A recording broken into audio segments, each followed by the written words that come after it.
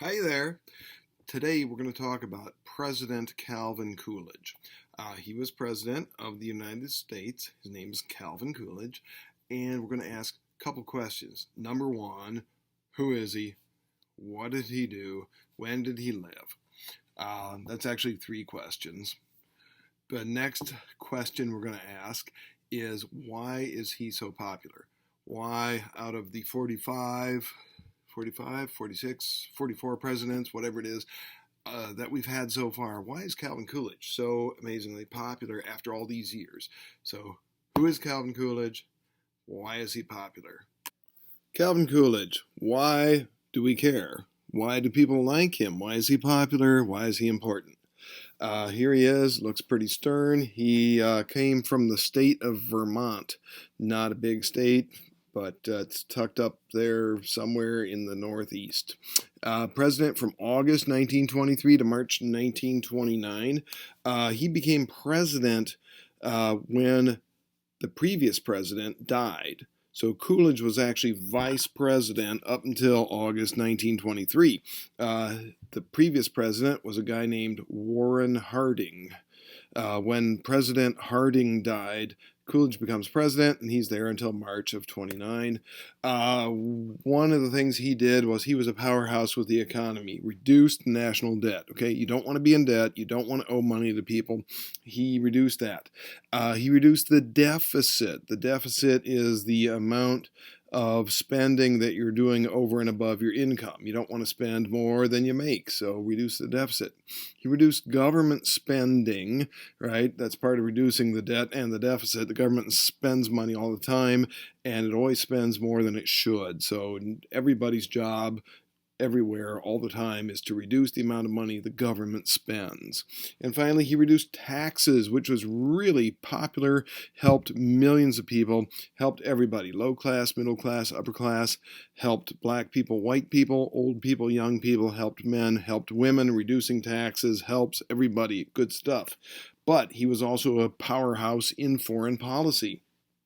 When he took office, he finished up a project which he had begun while he was still the vice president, the Washington Naval Treaty. President Harding and Vice President Coolidge had worked on that together. Harding dies, Coolidge becomes president, and Coolidge finishes up the Naval Treaty. Why is the Naval Treaty a big deal? Well, it probably prevented World War II for another 10 years. Already in the early 1920s, the United States military, the Navy, the Army, saw that the Japanese were going to start getting aggressive in the Pacific Ocean. The Naval Treaty prevented Japan from getting ready to attack the United States and held that off for a while. The Dawes Plan, second big accomplishment by Calvin Coolidge, there was a economic crisis in Europe, and everybody knew that if Europe collapsed economically, that could also lead to a war. And so trying to help stabilize the economy of Europe also helped to keep the world at peace. So stabilizing the economy of Europe led to good relationships between the European nations with each other, and more importantly, the European nations with the United States. So everybody's happy. The Kellogg-Briand Pact, a treaty during Coolidge's administration, this helped to create a sort of diplomatic solution to lots of international conflicts.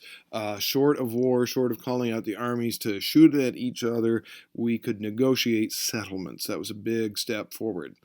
Third big point, Calvin Coolidge is a civil rights hero, did amazing things. He was the first United States president to speak at an African American university, right? Howard University, a historical black college, and he came and he spoke at their graduation, showing that the President of the United States was supporting black colleges and black universities. He promoted anti-lynching laws. He said enough is enough. We have to stop this. It's a horrifying thing. He said, let's make laws against it. And finally, Calvin Coolidge was a big enemy of the Klan. They had begun early in Coolidge's career, they asked Coolidge to endorse them. The Klan said, "Oh, Mr. Coolidge, please support us." And he said, "No way, not going to do it." And in fact, he then began to mock them publicly. Calvin Coolidge, his election slogan in the 1924 election, he was mocking the Klan, and they were really angry that he made fun of them, but there was no way he was going to support them. So, Calvin Coolidge, big guy, civil rights hero, foreign policy genius, economics genius. Everybody loves Coolidge. So that's Calvin Coolidge. A couple things to think about. Now that you know who he is and what he did, you might want to ask yourself this question. What would Coolidge do? When you go to vote, you might look at two different candidates and ask which one of those candidates is most like Calvin Coolidge. Calvin Coolidge kind of set a pattern. He's an example. He's a model. We want to figure out what he did, how he did it, why he did it, and see if we can repeat his success, because he was extremely popular. People love him for lots of different reasons, as we saw. All right, that's all for now. Talk to you later. Goodbye.